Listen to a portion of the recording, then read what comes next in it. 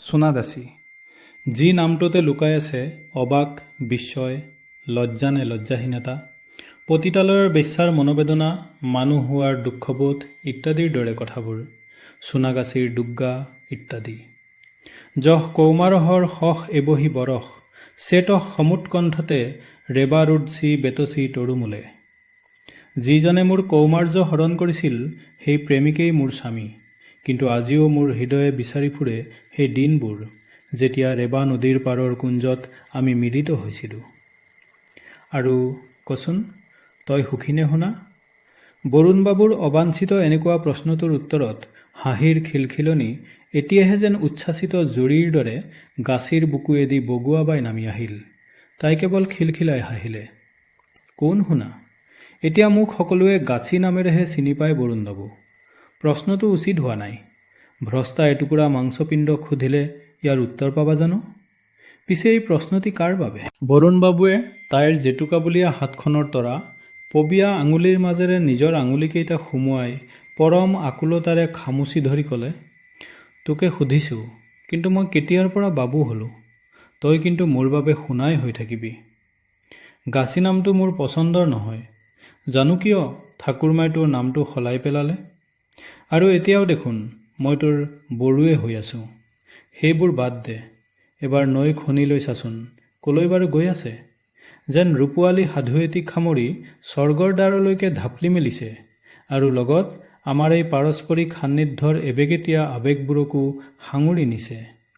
তই অনুভৱ কৰিছ জানো?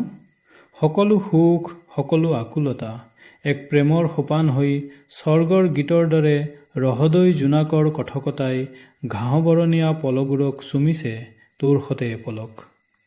মুকুতাবাসৰ যেন তোৰ কণ্ঠ নিগৰা আমাৰ বাৰ্তালাপৰ শব্দবোৰ ফুটি এটি দুটিকৈ বুটলি ফুৰিছে প্ৰেমৰ মৌকো।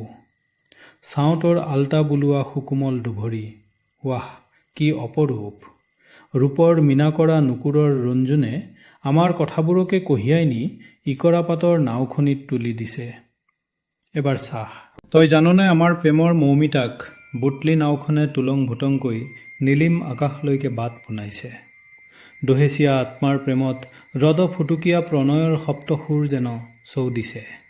এই উলাহ, এই আগলি অনুভৱ তোৰ সান্নিধ্যত। সোণা মধু নিগৰা বাঁহীটোৰ সতে একাত্ম হ'বলৈ তোৰ মন নাযায়নে? আজি 10টা বছৰ মূৰৰ ওপৰেদি পাৰ হৈ গ'ল। কিমানগৰাকী আহিল মোৰ কাষলৈ, হৃদয়ৰ একেবাৰে ওচৰ চাপি আহিবলৈ কতজনে চেষ্টা কৰিলে, কিন্তু কোনেও এই যৌৱনক অভিষিক্ত কৰিব নোৱাৰিলে। এদিন মা ঠাকুৰৰ জেদতেই তোক এৰি লণ্ডনলৈ গুচি গৈছিলোঁ। সকলোবোৰ নভবাকৈয়ে সলনি হৈ পৰিল, আৰু তই বহুত সলনি হৈ গলি সোণা। এৰা বৰুণবাবু, সলনি হ'ল, সকলোৱেই সলনি হ'ল। যিদৰে এসময়ৰ মোৰ বড়োৰ পৰা সকলোৰে সন্মানীয় বেৰিষ্টাৰ বৰুণবাবু হলি, ঠিক একেদৰেই শৈশৱৰ সেই সোণাৰ পৰা মই এতিয়া গাছি হ'লোঁ। পাৰ্থক্য এটাই, আগতে তোৰ সোণা এটুকুৰা বিশুদ্ধ সোণৰ দৰেই আছিল, আৰু আজি এটি অন্ধকূপত প্ৰতিপালিত হোৱা তাৰ কালিকা লগা অন্ধকাৰৰে লুতুৰি পুতুৰি এক সত্তালৈ ৰূপান্তৰ হ'ল, যাৰ অস্তিত্ব আছে কিন্তু অস্তিত্বহীনতাতহে। কদৰ্যতাৰ এক ধূলাকীৰ্ণ তুচ্ছতাত অস্তিত্ব তাতেই স্নাত। কিন্তু শুনা, তইতো এক মধুৰ সুৰৰ মূৰ্ছিত অনুৰণনৰ দৰে মোৰ সৰ্বাঙত অহৰহ লাগিয়েই আছে। কাহানিও আঁতৰিতো যোৱা নাছিলি। মুনি চুনি সন্ধিয়াকণ নমাৰ অলপ আগলৈকে হুগলী নদীৰ ঝাওঁবনেৰে ভৰা বালিৰ চাপৰিত দুটি বালিমাহী চৰাই আপোনভোলা হৈ লৰাধপৰা কৰি আছিল। দুচলা ফলীয়া বাঁহ পেলাই তলত 4টা বাঁহৰ খুঁটাৰে আতুম টোকাৰিকৈ কোনে জানো বেঞ্চ এখন বনাই থৈছিল। তাতেই বহিলৈ বৰুণবাবুৱে গাছীৰ পিনে এপলক নেত্ৰৰে চাই থাকি সমস্ত নৈখনে যেন এপাকত নিজকেই সামৰি চুতৰি গাছীৰ জামদানি শাৰীখনৰ আঁচলটোত বৈ থকা দেখিলে। দুচকুত তাৰ সোণাৰ প্ৰতিচ্ছবিখন আলফুলে সামৰি সোণাৰ বাবেই যৌৱনৰ 10টা বছৰ সযত্নে চম্ভালি ৰাখিছে। সুদূৰ বিদেশলৈ যোৱাৰ পিছতো গাৰ সেউজীয়া ঝাওঁ এজোপাৰ মাজেৰে মা দুৰ্গাৰ কপালৰ আটাইবোৰ সেন্দুৰৰ ৰঙাবোৰে একেকোবে ঢকলিয়াই আহি ৰান্ধনী বেলিটোক সানি দিছিল। বেলিটো ডুবু ডুবু হৈছে। হেঙুল ৰাঙলী আভা পৰি গাছীৰ ঈষৎ নমিত দেহটো লাহে লাহে এটি দুটিকৈ সন্ধিয়াৰ আকাশত ভুমুকি মৰা হীৰ দীপ্ত নক্ষত্ৰৰ দৰেই জিলিকি উঠিছিল। ইমান ৰূপ অথচ শান্ত আৰু সৌম্যতাৰ এক প্ৰতিমাৰ দৰে সমাহিত, মৰ্তৰ দেৱীৰ দৰে। কলিকতা চহৰখনৰ সেই সন্ধিয়াটোৰ আটাইখিনি মাদকতা থোপ খাই আহি যেন হুগলী নদীৰ পাৰতেই মিলিত হৈছিল বৰুণবাবু আৰু গাছী দুয়োজনৰ এক নেদেখা, নিলিখা আৰু নোকোৱাকৈ ৰৈ যোৱা সাধুটোক গুটলি।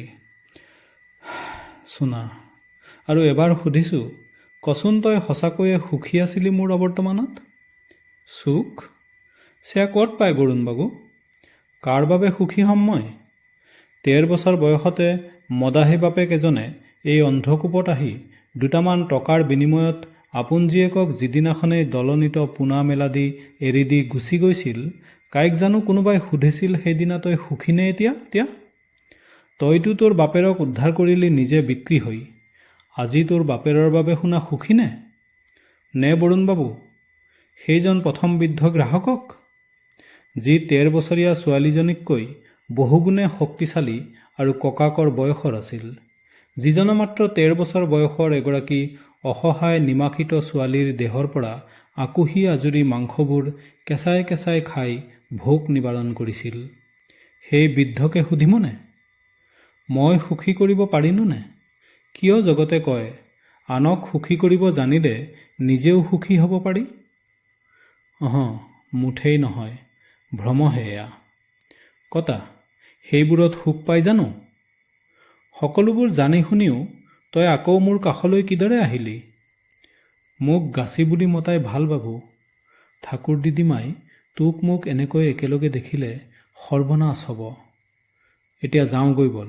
কিয় প্ৰয়োজন আহি পৰে তেনেকুৱা সুখৰ প্ৰাপ্তিৰ? মানুহ হৈ জন্মলাভ কৰাৰ দোষ নে এয়া নে অন্য কিবা? এই উপলব্ধিৰ উত্তৰহীন আতিশয্যত তাইৰ কণ্ঠ কুণ্ঠাহীন হৈ পৰিছিল। হাঁহিও লাহে লাহে স্তিমিত হৈ আহি উজ্জ্বলি থকা মুখখন শেঁতা পৰি গ'ল। উদভ্ৰান্ত এক দৃষ্টিৰে তাই হুগলীনদীখনলৈ চাই ৰ'ল। সকলোবোৰ জানি শুনিও তই আকৌ মোৰ কাষলৈ কিদৰে আহিলি? মোক গাছী বুলি মতাই ভাল বাবু। ঠাকুৰ দিদিমাই তোক মোক এনেকৈ একেলগে দেখিলে সৰ্বনাশ হ'ব। এতিয়া যাওঁগৈ বল। বৰুণবাবুৰ হাতৰ পৰা তাইৰ হাতখন উচাত মাৰি এৰুৱাই আনি অলপ ৰুক্ষতাৰেই কথাখিনি ক'লে। বিহাৰী ঐ বিহাৰী, লালটেনটো জ্বলা, এন্ধাৰবোৰ নামি আহিছে খৰখেদাকৈ। গৈছোঁ গাছী দিদি। ঝাউবনৰ জোপোহাৰ পৰা অলপ দূৰৈত বালিত আধা বাগৰি থকা বিহাৰীয়ে বিড়িৰ শেষ টানটো মাৰি জ্বলি থকা টুকুৰাটো হাতৰ পৰা পেলাই দি লালটেনটো জ্বলালে। কাষলতিৰ খোচনিত কাপোৰেৰে গপচকৈ বান্ধি অনা তলত মেচিদাখন এবাৰ চুই চালে। ঠিক ঠাকে আছে। ক'বতো নোৱাৰি কেতিয়া সেইখনৰ প্ৰয়োজনীয়তা আহি পৰে। লেম্পটোৰ সীহাডাল অলপ বহাই দিলত পোহৰটো অকণ গাঢ় হৈ পৰিল। আন্ধাৰবোৰে ঠাই টুকুৰা গিলিব আৰম্ভ কৰিছিলেই। লেম্পটো হাতেৰে অলপ ওপৰলৈ দাঙি ধৰি সি চিগনে লেটি দিলে। হ'ব মোৰ দুৰ্গামা, তোক নুজুকাও আৰু। বল বল। এটা যুগ পাৰ হৈছিল, সিহঁতে দুয়োক লগ নোপোৱা। হুগলীনদীৰ বালিচৰৰ নিৰ্জন সন্ধিয়াটো ৰুক্ষ হৈছিল। দ্ৰুতগতিত পাৰ হৈ যোৱা সিহঁতৰ শৈশৱৰ পৰা যৌৱনৰ বাটচোৱাত জীৱনৰ এক কুটিল সন্দিক্ষণে সৰ্পিল গতি লৈছিল। আকৌ এবাৰ লগ হোৱাৰ কথাটোও কাহানি নাছিল। কিন্তু সিহঁত লগ হ'ল, কাৰণ নোকোৱাকৈ ৰৈ যোৱা অৰণ্যখনৰ অন্ধকাৰবোৰত সংগোপনে দুখসহ বিস্ময় এটি অচিন কেঁকুৰিটোত প্ৰতিপালিত হৈ অপেক্ষাৰত আছিল। এই বিস্ময়ে কোনোবা এক সোণোৱালী মুহূৰ্তৰ বাবেই যেন বাট চাই আছিল। সেই ৰূপসকোঁৱৰ আহিব আৰু তাৰ এক যাদুস্পৰ্শত ছাৰ পাই নিৰাৱৰণ হৈ পৰিব মেৰ ভৰটো। কথাবোৰতো এনেকুৱাই আছিল। যি সময়ত কলিকতা চহৰৰ মাজেৰে বৈ যোৱা হুগলী নৈৰ কোনোবা এটি পাঞ্চৈ ঘাটৰ কোলাত বিশাল বালিচৰৰ বতাহত মধুৰ সুৱাস ভাহি আহিছে আৰু দূৰৈৰ চন্দ্ৰমাৰ আলোকত দুটা আত্মাৰ নিৰ্লোভ কথোপকথন চলিছিল, সময়ো যেন থমকি ৰৈ অনন্ত প্ৰেমৰ গীত গুণগুণাবলৈ ধৰিছিল। বৰুণবাবুৰ সৈতে ইমান মধু নিগৰা পলখিনিৰ আতমিকতাক গাছীয়ে না আপোন কৰিব পাৰিছিল, না তাক দলিয়াই দিব পাৰিছিল। কাৰণ তাইৰ আত্মাত বসবাস কৰিবলৈ ধৰা তিতাবিহবোৰে শেলুৱৈ গজাই লাহে লাহে এই মধু নিগৰা পলৰ বিপৰীতে প্ৰতিবাদ সাব্যস্ত কৰি তাইকে গিলিব আৰম্ভ কৰিছিল।